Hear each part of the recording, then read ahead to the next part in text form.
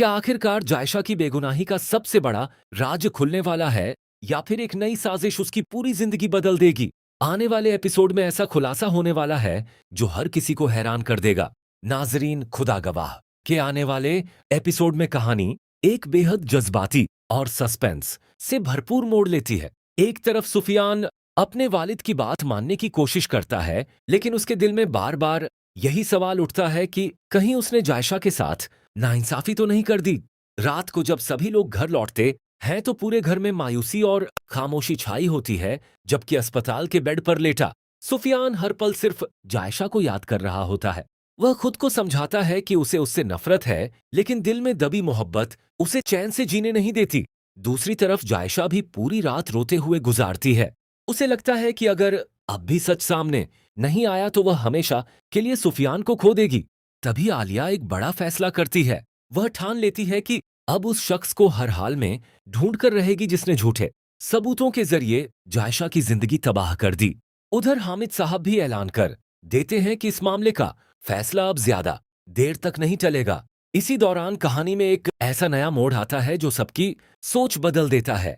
एक नामालूम शख्स हामिद साहब के सामने पहुंचकर कहता है कि जिन सबूतों के आधार पर जायशा को कसूरवार समझा जा रहा है वे पूरी सच्चाई नहीं है। किसी ने बहुत सोच समझकर सबको गुमराह किया है। यह सुनते ही घर के सभी लोग हैरान रह जाते हैं।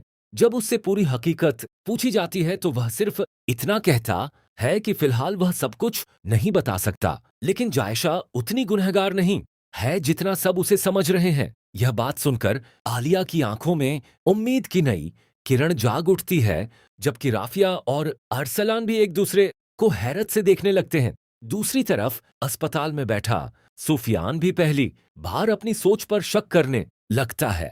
उसे याद आता है कि जायशा हर बार अपनी बेगुनाही की कसम खाती रही। फिर अगर वह सचमुच गुनहगार होती तो इतनी मजबूती से अपने सच पर क्यों डटी रहती? यही सवाल अब उसके दिल और दिमाग को बेचैन करने लगता है। उधर जायशा खामोशी से अल्लाह के सामने दुआ करती है कि अगर वह बेगुनाह है तो उसकी सच्चाई पूरी दुनिया के सामने जरूर आए। वह अब इन झूठे इल्जामों का बोझ और नहीं उठा सकती।